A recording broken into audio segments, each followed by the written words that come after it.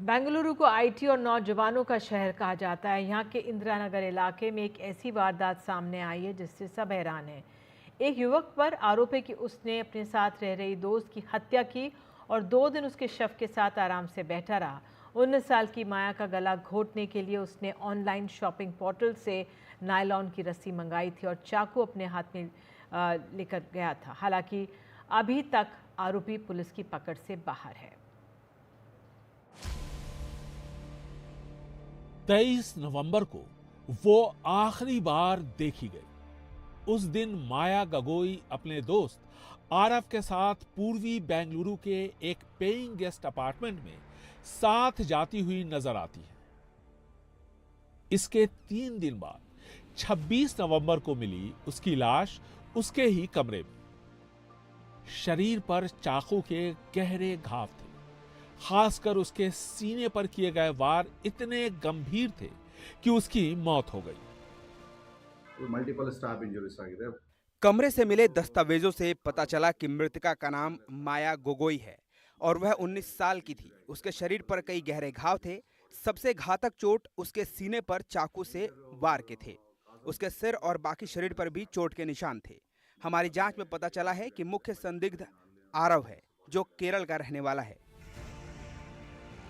Police की जांच में सामने आया कि माया और आरव दोनों ही काउंसलिंग प्रोफेशन में थे और एक समय एक ही कंपनी में काम करते थे। उनकी दोस्ती के बारे में माया के परिवार, खासकर उसकी बड़ी बहन को जानकारी थी, जिसके साथ माया रहती थी। पुलिस का मानना है कि हत्या 23 या 24 नवंबर को की गई। आरव इसके बाद 2 दिन तक माया के शव के साथ उसी कमरे में रहा। आरव ने एक ऑनलाइन पोर्टल से नायलॉन की रस्सी मंगवाई थी, जिसकी डिलीवरी उसी पेइंग गेस्ट रूम में हुई। छुरी वो पहले से अपने साथ लेकर आया था। हमने पाया कि आरोपी आरव के पास पहले से एक चाकू था और उसने ऑनलाइन 2 मीटर लंबी नायलॉन की रस्सी ऑर्डर की थी।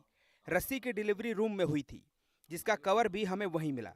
इससे जाहिर होता है कि उसने इस हत्या की पूरी योजना बनाई थी। हालांकि उसकी गिरफ्तारी के बाद ही सही जानकारी मिल पाएगी। हत्या का आरोप आरव पर है। घटनास्थल से जो सबूत मिले हैं वो भी आरव की तरफ ही इशारा करते हैं। ऐसे में सवाल ये उठता है कि आरव ने माया की हत्या क्यों की। पुलिस का कहना है कि आरव की गिरफ्तारी के बाद ही तस्वीर साफ हो पाएगी। लेकिन एक सवाल इसके साथ और उठ रहे हैं कि कहीं आरव किसी मानसिक बीमारी का शिकार तो नहीं था, क्योंकि कोई सामान्य शख्स किसी की हत्या करने के बाद 2 दिनों तक उस शव के साथ नहीं रह सकता। बेंगलुरु से कैमरामैन कुमार के साथ निहाल किदवई, एनडीटीवी इंडिया।